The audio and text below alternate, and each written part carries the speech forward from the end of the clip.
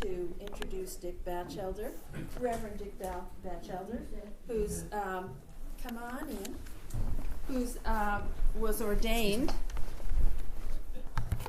60 years ago, and he has done many, many things, and he'll tell you a little bit about that.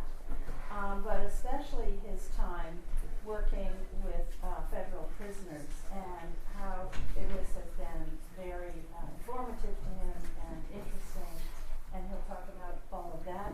So Dick, we're so glad to have you with us. Thank you very much.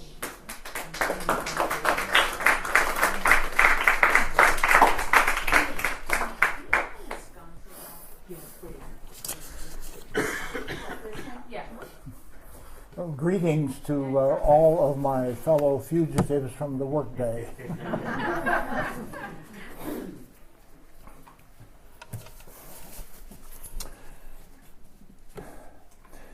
After Marilyn and I moved from our house in Wayne up to Highland Lakes, there was a knock on our front door.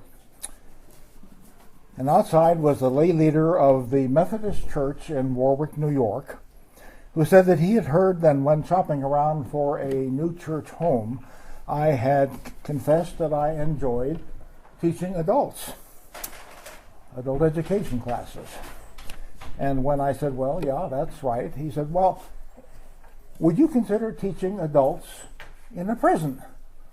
Well, the thought had never occurred to me before. So I said, well, come on in, let's talk about it. He told me about the Rising Hope program, which had started originally at Sing Sing, the maximum security prison in Ossining, New York. Prisoners who had continued their education behind bars and completed college were eligible to enroll in a graduate program taught by the faculty of the New York Theological Seminary. And upon graduation in the program, they not only received their master's degree, but were then also eligible for ordination by most Protestant denominations. The program that was offered in the Warwick prison, officially known as the Mid-Orange, as in Orange County, Correctional Facility, was not as comprehensive as Sing Sing, but still over a 2-year period. It covered the first year of theological seminary education, and it received college credit. The slogan of the program was, "You have to serve time. Make the time serve you by continuing your education." The students in the program were all volunteers who had agreed to devote their recreational time between 5 and 8 o'clock in the evening in order to take classes 5 days a week. They also had to find time, in addition to their required prison work assignments, to do the required reading and class papers. Everybody in the class had been convicted of murder, and they had served at least 20 years. In New York State, if you commit murder, a typical sentence is 20 to life or 22 to life, which means that after you have served the mandatory 20 or 22 years, you are then eligible to be reviewed for possible parole, which is almost never granted on the first time around. And if you were denied parole on the first hearing, then 2 years later, you are up again for parole review. So people in the Rising Hope program had all served their mandatory sentence time, and they were all eligible for parole review. To make a long story short, I volunteered to join the faculty of the Rising Hope program. And over the next 3 years, I taught courses in world religions, counseling skills, and ethics. And this turned out to be one of the most satisfying adventures of my life. So I invite you to come with me on a typical Wednesday evening. Wednesday was my day to teach, as we drive the 15 miles from our house in Highland Lakes, New Jersey, to the Mid-Orange Correctional Facility in Warwick, New York. The first thing that you might notice as we drive on the highway between Warwick and the historic artists colony located in Sugarloaf, New York, that you don't see a prison anywhere. It's not visible from the highway. There's just one small sign at the side of the road that indicates the next right-hand turn is for the Mid-Orange Correctional Facility. Turning right, we enter an entrance road that goes past a lumber yard and then over rolling hills for over a mile until the road is completely hidden and you can't see the prison from the road at all. At the end of the road, we turn left and enter the staff parking lot. We then walk toward the visitors' entrance. The buildings are surrounded by lawn, and around the lawns are pairs of parallel fences about 16 feet high, about 10 feet apart the fences are, and then at the top is vicious-looking razor wire. We come to the gate and press the button. A voice on the intercom asks who we are. We identify ourselves, the gate is buzzed open, and we pass through the 10-foot interval between the two fences to a second gate, which is also buzzed open. And then we follow the sidewalk across the grassy courtyard to the front door. We ring the doorbell, and the guard peers out through the bulletproof glass, and then he opens the door. We stop at the entrance desk while the guard checks the log to make sure that we are on the list of expected visitors. We surrender our keys to be picked up when we leave, and we are given ID badges to wear. And then comes the security check, much like an airport. Items being taken to class, like notebooks and notes, are searched by the guard. We take off our shoes, empty our pockets, and walk through a metal detector.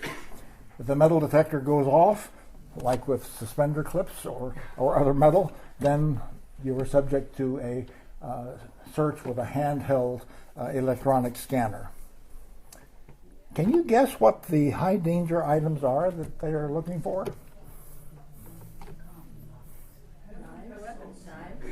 Knives? Guns, I suppose. Anything else? Nail files. Nail files? Pen? Yeah, okay, those are all metal. But one of the most dangerous things they're looking for, and I suspect there's more than one in this room, is cell phones.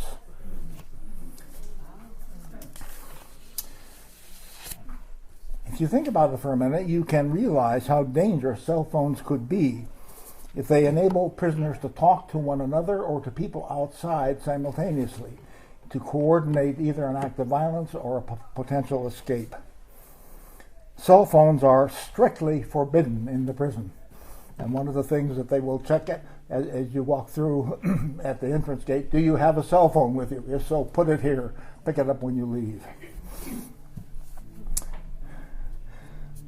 While I was there, one of the guards who had worked for nearly 20 years for the state of New York in the correction system got careless one day, forgot his cell phone, and walked into the prison with it.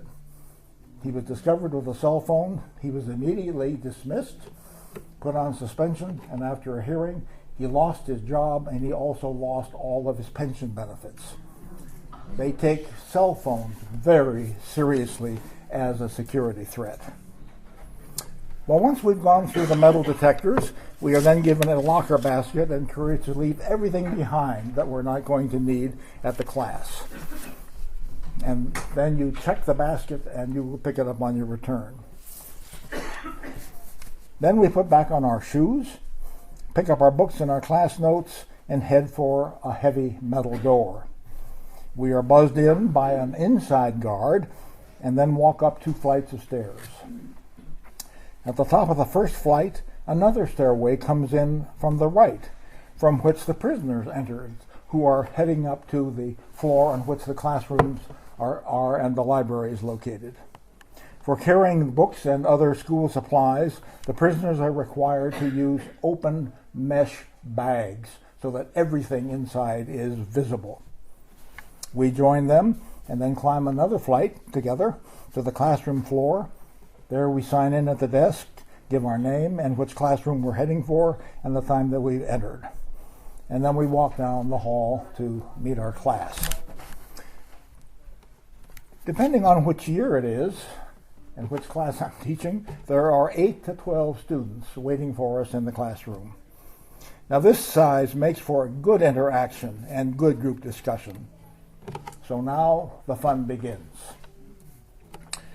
For the class in world religions, I used as a text Houston Smith's classic book, The World's Religions, which attempts to impart not only factual information, but also deep respect for 8 of the world's largest formal religions, as well as what Smith calls the, quote, primal religions of the Aborigine peoples.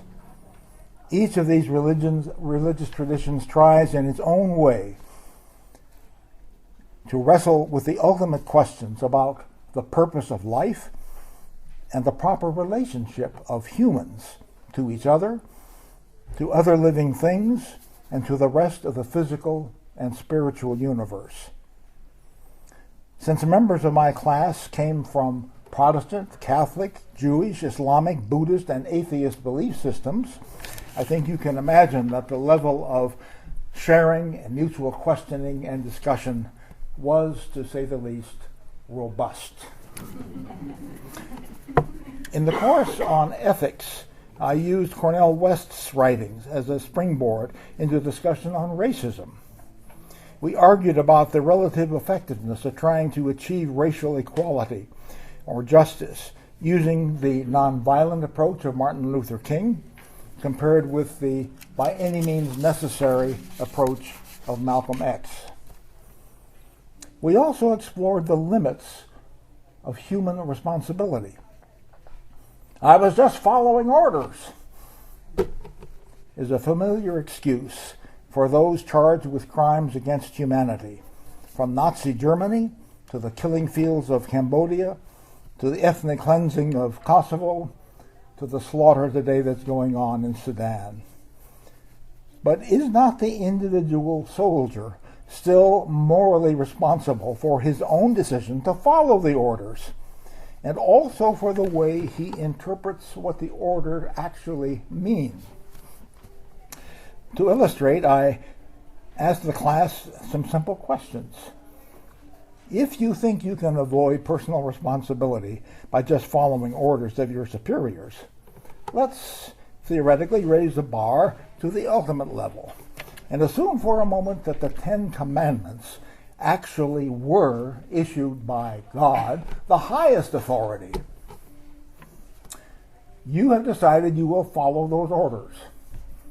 Okay, so tell me, what is the meaning of the 6th commandment? You shall not kill. Or in some translations, you shall not murder. This is as concise and clear a directive as you can imagine. But you are still responsible for deciding what it means. Is an absolute commandment like that? Does it apply to all situations? Am I violating that commandment when I swat a mosquito? After all, I just killed something. How about a soldier in combat who kills an enemy soldier who was about to shoot him? Are war and self-defense valid exceptions? How about a soldier in wartime who accidentally kills a civilian bystander? Does intent make any difference? Does it make any moral difference if you were caught or not? Needless to say, the discussion became vigorous as this group of men, all of whom had committed murder, wrestled with the notion of accepting personal responsibility in both hypothetical and tactical situations for what they agreed to follow and how they interpreted the orders, the moral standards that they were trying to live up to. In the course on counseling skills, the assigned text was a book on educational and vocational counseling, which frankly I found to be boring and shallow. So I supplemented the assigned reading by adding a little volume, less than 100 pages long, by Henry Nouwen, called The Wounded Healer. In this series of lectures, Nouwen, who is a Roman Catholic priest and scholar, he gave this series of lectures to the faculty and the students at the Divinity School of Yale University. His main thesis was that when you learn to identify and embrace your own inner wounds, they become among your most powerful tools for helping others to heal. As part of my final exam, which was a take-home essay that they had 2 weeks to work on, I quoted Nouwen and then asked my students, describe 3 of your own inner wounds and make sure that one of them is having to serve time. And then tell me how you have used or could use those inner wounds of yours to help others heal. The written responses of the students were both revealing and heartbreaking.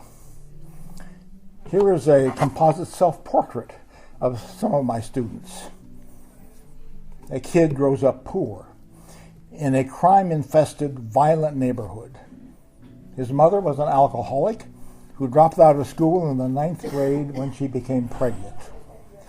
She had little education, no job skills, and no way of supporting herself and her several children other than prostitution and welfare payments. She is often depressed and in a drunken stupor, totally unavailable to her children. She's had a whole string of temporary, often abusive boyfriends. The kid has no idea which of those many boyfriends his actual father is. With no support at home, the kid takes to the streets and tries to fend for himself. He keeps getting into fights. For protection, he joins a gang. And then he drops out of school, gets into scrapes with the law, and finally, with the encouragement of other gang members who are looking to sell drugs to another customer, he gets hooked on drugs. Then, to support his drug habit, he has to start stealing. In his early 20s, he becomes a street corner drug dealer himself. At one of the drug buys, there is an argument over the quality of the drugs being sold. The other guy pulls a gun. They wrestle for the gun. And my kid finally twists the gun free and shoots and kills the other guy. The police arrive, he is arrested, he's put on trial, and he is convicted of second-degree murder with a sentence of 20 years to life. Now fast forward for 24 years. He has served his mandatory 20-year sentence and has twice been denied parole. Now at the age of 48, his case is coming up again for review by the parole board. The parole board will examine the records of his behavior in prison. They will read the recommendations of the prison staff, and they will review the prisoner in person. I think it's obvious that this 48-year-old man is no longer the same person as a 24-year-old young adult who committed the crime. But the parole board has to decide whether enough change has occurred to make it safe to release this prisoner back into society on parole, or to keep him locked up for another 2 years. Now, I'll be the first to admit that this decision is not an easy one. Now, if you were serving on a parole board, on what basis would you decide that it is safe to society to release this particular prisoner? The supposed goal of the Department of Corrections is to what? Correct people. How would you decide whether this particular prisoner has in fact been corrected? Or in religious terms, has been redeemed, or transformed, or even born again? On what basis would you decide that this particular prisoner has his act together enough that he can cope with the challenges of the world outside the prison in terms of successfully finding a job and housing and some kind of support system to enable him to assume his place as a productive and contributing member of society. It's no wonder, I think, that even when they are well-intentioned and non-vindictive, which I don't think which often they are not, members of parole boards often decide that it is safer to kick the can down the road, keep the prisoner locked up for another 2 years, and let the next parole board decide whether to release him into society. But I'm not a member of the parole board. I'm just a teacher reading essay exams. And it is clear to me that there are lots of grievous inner wounds in my students. But some of these wounds have already become a motivation for healing, self-healing, and it requires hard work. I think it should be obvious that not all prisoners are alike. I am convinced that in serving time, some prisoners are not changed at all. I think others get worse, become even more filled with rage, more likely to resort to acts of violence. But I think it is also clear that some prisoners, even murderers, do get better. They have turned their lives around, have shown genuine remorse, and tried to make amends for their past violent acts, and are not at all likely to repeat their crime. And they want to make a positive contribution to society and also to their families. It appeared to me that at some point, everyone in my class had turned over a new leaf and decided to build a new life for himself. Getting an education was one of the first steps. Besides taking the vocational classes that are offered in prison, things like welding, heating and air conditioning, plumbing, auto mechanics, carpentry, everybody in my class had taken enough remedial classwork in prison to complete their high school equivalency, the GED. And those in my class have enrolled voluntarily in the Rising Hope program, and they will get college credits for their work with me. But to do so means that they have to give up their recreation time, their evening leisure hours that the other prisoners are using for shooting hoops, watching TV, playing cards. The men in my class have given that up in order to attend classes and to study. Most are working toward vocational goals that they have set for themselves, if and when they are released on parole, of people-focused careers in social service agencies, religious organizations, or prisoner rehabilitation programs. Many of them are already working in a mentoring program in which youngsters acting out in school or in trouble with the law are paired with prison inmates. My students took their mentoring responsibility very seriously and wrote with pride in their exams, "I have a position of authority with those kids that no guidance counselor or school teacher or policeman or probation officer or clergyman has. These kids know that I am serving hard time. And when I try to help them avoid some of the mistakes I've made in my own life, they listen. I don't dare let those kids down." I finished reading these essays with a deep respect for my students as they describe the hardships and the obstacles they have overcome and those that they are still working on. I'm supposed to be teaching and inspiring these people, but instead I find they are teaching and inspiring me.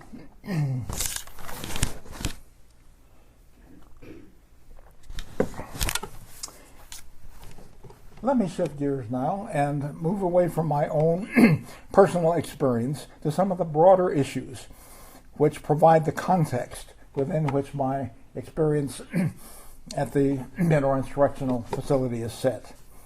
Let's begin with local politics. Did you ever stop to think that most state prisons are in small towns Take New York State, for example. New York has some very large cities: Rochester, Buffalo, Syracuse, Albany, and of course New York City itself.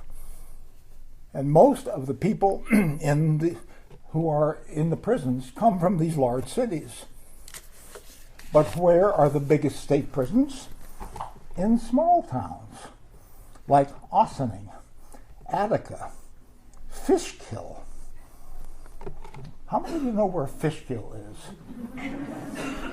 Yeah, okay. If you're going on I-84 heading toward Connecticut, it's a couple of miles after you have passed the Hudson River.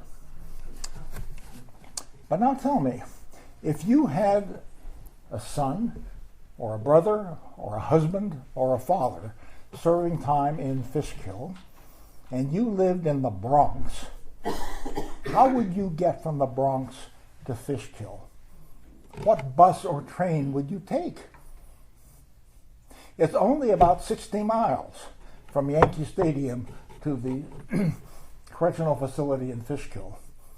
But if you don't own your own, if you don't have access to a car, it's almost impossible to get there. And most people who live in the slums do not have their own car, and they cannot afford to rent one. So placing prisons in small towns disrupts potential family support of the prisoners over and above the burden of having to serve time. Small towns are usually delighted to have a prison located in them. The prison is often the largest employer in town. It provides good jobs, well paid with state money, not local funds, and those jobs have good benefits. And that's not all. Prison inmates are counted by the U.S. Bureau of the Census as being citizens of the town where the prison is located rather than the town where they lived before they were put in jail. So that means that it's good news for these towns when the county or the state support dollars are divided among the municipalities. The number of prisoners, even though they are supported by state funds and are in no position to use most of the municipal services, it inflates a town's population figures. That means that the prison town gets more than its fair share of the apportionment dollars.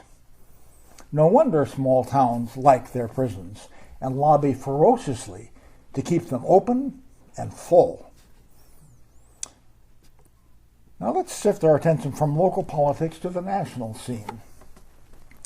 There is wide agreement, I think, both among conservatives and liberals alike, that the current correction system in the United States is a disgrace. It is very expensive, and it is largely a failure, whether measured in terms of reducing repeat offenses, disrupting families, or enabling a prisoner to return to society as a productive member. Let's explore a few statistics. In the past 4 decades, the percentage of Americans behind bars has multiplied fourfold. The United States has 5% of the world's population. Would you like to guess what percentage of the world's prisoners we have? 25%. So it's 5% versus 25. Something's out of whack. In 2012, the number of Americans behind bars was 2.2 million people. That's 1 in every 99 adults, the highest rate of incarceration of any country in the world. We spend more dollars on prisons than we do on police. By contrast, in England and Wales, the spending on police is twice as high as it is on prisons. In Australia, it's more than 3 times as high, and in Japan, it's 7 times more spent on police than on prisons. The 2 reasons most often cited for such a high incarceration rate are the war on drugs and the get tough on crime laws. These outdated laws focus on punishment instead of prevention and rehabilitation.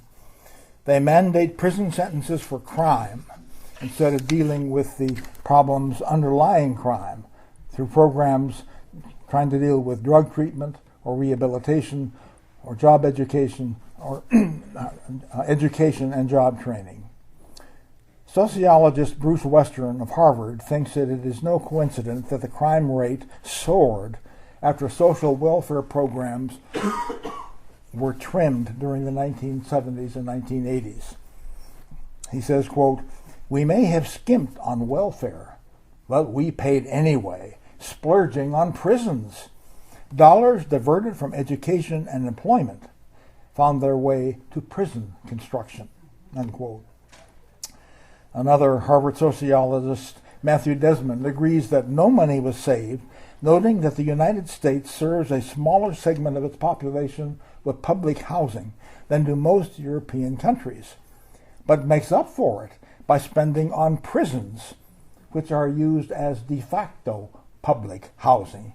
He says, quote, "We're going to house the poor one way or another," unquote. Let's look briefly at one of the underlying problems, the outdated laws emerging from the war on drugs.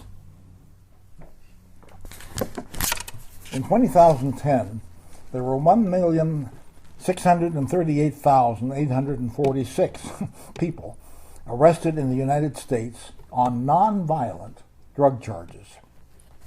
And about half of that number were arrested on marijuana charges. And there's widespread agreement that putting drug users into prisons is not solving the problem. Let me quote briefly from two public officials. The first is Jim Webb, Democratic senator from Virginia.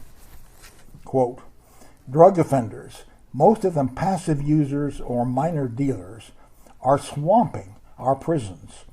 Yet locking up more of these offenders has not done anything to break up the power of the multi-billion-dollar illegal drug trade," unquote. Unless you think that such expressions come only from the bleeding heart Democratic liberal left, listen to these words from a Republican governor. I think many of you have heard of Chris Christie. Quote, "The war on drugs, while well-intentioned, has been a failure. We are warehousing addicted people every day in state prisons in New Jersey, giving them no treatment. It costs us $49,000 a year to warehouse a prisoner in New Jersey state prisons last year. A full year of inpatient drug treatment costs $24,000 a year. So according to our governor, it costs more than twice as much a year to send a drug user to prison as it does to send him to an inpatient drug treatment program, which might actually help his addiction. For that matter, let me add facetiously that if you want to save money, we could save money by sending the drug offender to Princeton University. The undergraduate tuition for a year there is only $40,170. That's $9,000 less than it would cost to send him to prison. Besides being costly and ineffective, flooding our prison with drug users exacerbates some of the worst racist tendencies in our society. 66% of those behind bars in state prisons on drug charges are black or Hispanic, even though statistically, these groups are not any more likely to use or to sell drugs than are whites. Let's switch from the war on drugs to the get tough on crime laws. These laws try to deter crime by imposing drastic mandatory sentences, including life in prison without parole. Many judges openly denounce these mandatory sentencing laws because they tie the hands of the judges in federal courts and also in the courts of 9 states. The judges have no choice in these courts but to send away the for-life people who have committed nonviolent crimes and property crimes. In nearly 20% of the cases, it was the person's first offense. A study issued by the American Civil Liberties Union that was released in November of 2013 stated that in 2012 there were 3,278 prisoners serving sentences of life without parole for non-violent crimes. 80% were for drug-related crimes, including such things as possessing a crack pipe or acting as a go-between in a street-related drug sale. The other 20% were for property crimes, including such things as trying to cash a stolen check and shoplifting. Now, to be sure, such crimes should be discouraged and punished, but let's be reasonable. Life in prison without parole for shoplifting? And the judges had no choice. The life sentence was mandatory, thanks to legislators who, fearing that they would be labeled as soft on crime, voted to pass these draconian laws. Racism is even more striking in these nonviolent lifer cases. Among federal prisons, blacks are 20 times more likely than whites to receive a sentence of life without parole for nonviolent crimes. Blacks make up 65% of the national total, while whites make up 38% and Latinos 16%.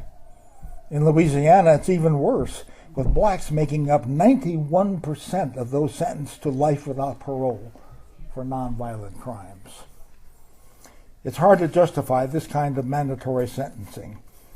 Even Burl Cain, the warden of the Louisiana State Penitentiary, which has the dubious honor of leading the country in the number of nonviolent lifers, calls such sentences, quote, ridiculous, unquote. He says, quote, everybody forgets what corrections means. It means to correct deviant behavior. If this person can go back and be a productive citizen and not commit crimes again, why spend the money to keep him in prison? I need to keep predators in these big old prisons, not dying old men, unquote. I think we can probably agree that it's hard to justify life sentences for nonviolent crimes. But how about violent crimes? After all, everybody in my classes had been convicted of murder, the most violent crime. In your opinion, how should society deal with murderers? I'd like to take a break for a couple of minutes and ask you to turn to either another person or groups of 3 or 4, and I want you to ask, to think aloud and pool your information on one question. Are there any crimes for which pardon or parole should never be permitted? And if so, what are they? So could you turn for a couple of minutes and see if you can come up with consensus, and then we'll do a quick survey of what you come up with.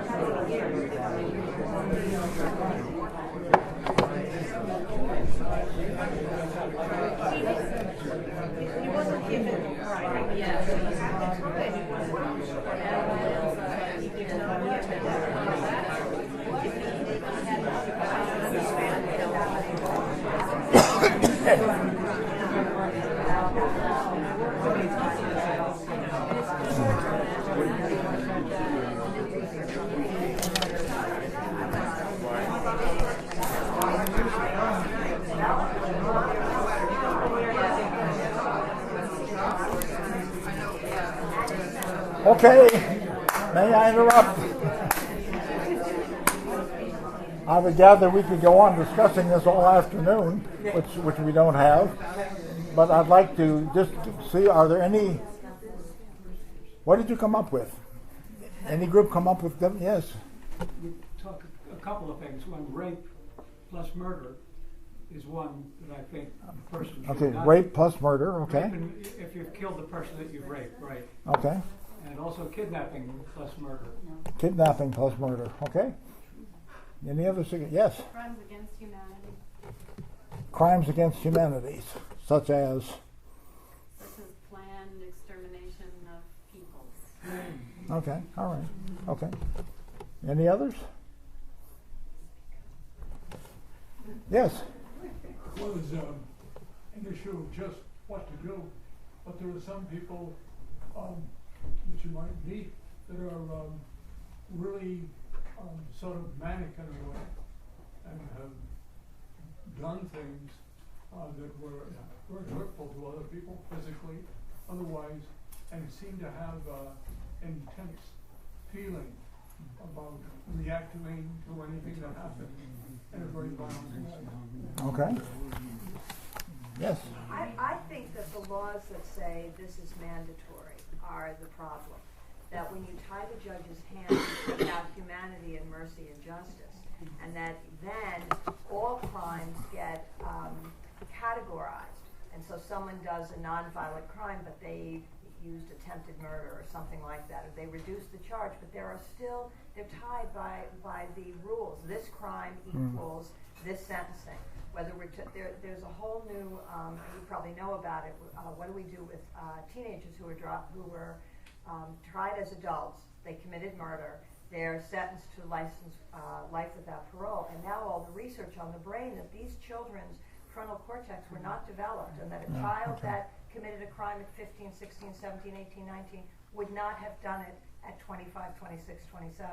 And so I think when you tie justice and say, this is it, black and white, and I understand where that came from, then you create an environment that takes out any circumstances. So that a woman who's abused, and there was a book written, The Burning Bed, she burned her husband up for years of abuse. She was found to be guilty and sentenced to life. She was actually released after some time on mental insanity. But I think you take out the judge's ability to look at a case by case. Okay. There are a lot of frustrated judges who, in confronting cases, and I say, I can't do a thing. And one of the issues on some of these life without parole is that this goes in some 20% of the cases, not only for nonviolent, but for first offenders. Just anyway, okay. Are there other examples? Well, I think, for instance, the watch on post office shooting here in Montclair. I certainly think that Mr. Green should certainly not be ever permitted to. 4 people were killed and seriously injured. So I think premeditated murder, thought about a long time before it happened. Those people should never. Okay, so you would add premeditated murder to the list? Okay. Yeah, Janet? Our group more or less agreed that there are probably many things that should be forgiven, but the difficulty is how can they really tell how much the person has changed? Because welcome to the parole board. You get to decide. Okay, let me shift gears, and this time instead of working in groups, let me just ask you to think individually, and then we'll just do a quick polling. Can you think of anyone who has committed murder that later made a positive contribution to society? Can you think of anyone who has committed murder who later made a positive contribution to society? Of course, he wasn't convicted.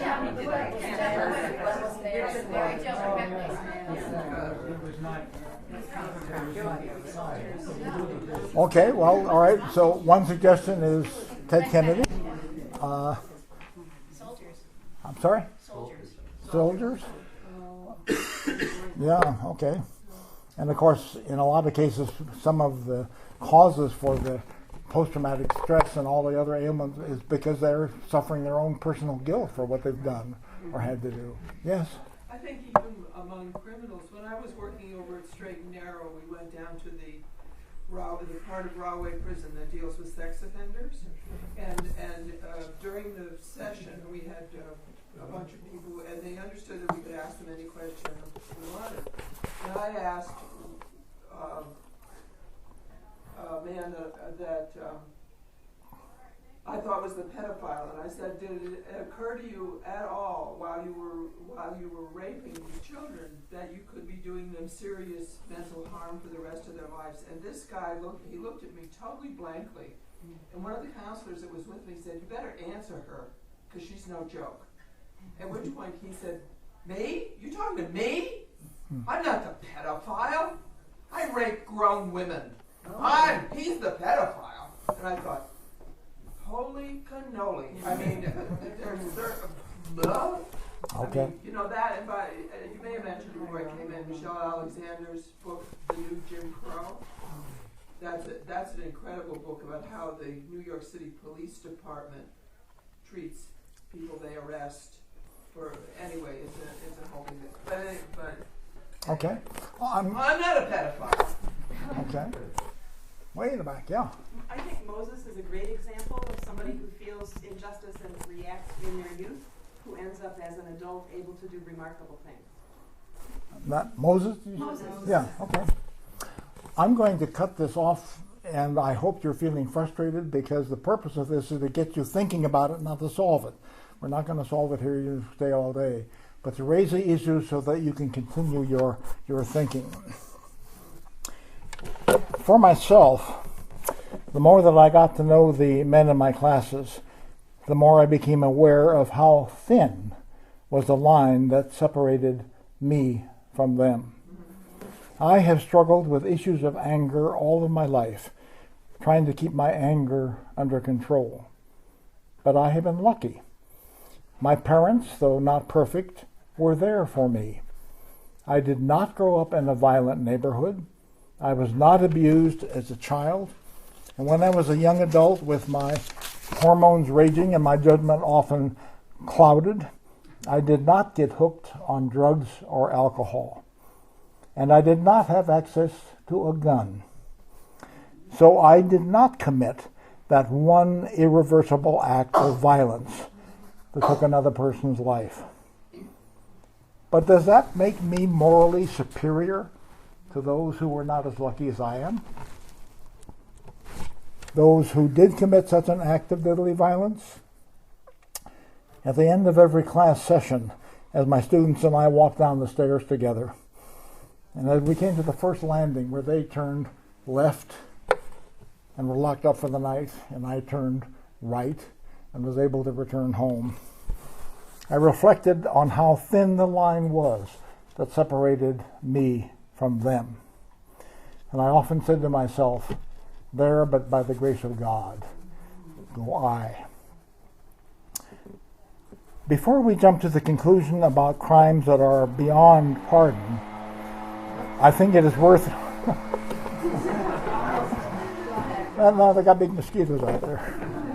I think it is worth remembering that the Hebrew Scripture does not try to hide the fact that two of the most revered heroes of the Jewish people, the people of Israel, committed murder. They both managed to evade imprisonment and went on to make positive contributions not only to their own people but also to the history of the world. And the name of one of those murderers, as you said, was Moses. The name of the other one was David. In closing, I would like to quote from an essay or a letter by Helen Elaine Lee, a professor of comparative media studies and writing at MIT. In order to gather research material for a novel she wanted to write about prison life, she volunteered to teach creative writing in a Massachusetts prison. Just like I was, she was deeply moved by the written assignments in which her students revealed some of their own wounds, of the past and hopes for the future. Her closing words in a letter addressed to her former students and published last year in the New York Times can perhaps be a kind of benediction, not only for prisoners convicted of murder, but also for you and me. She wrote, "I see that you are more, much more, than your worst things." To which I think we can all say, Amen.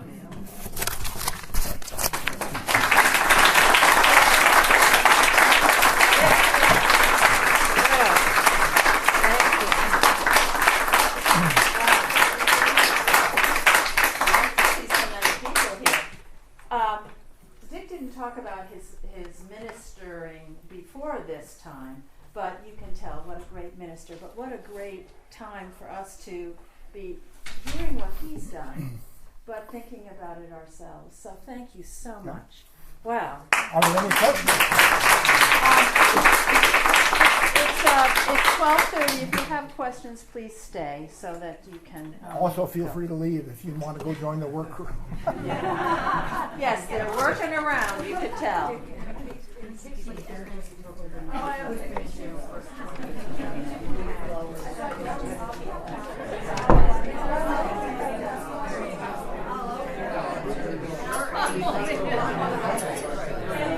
help bring put chairs back, that would be helpful.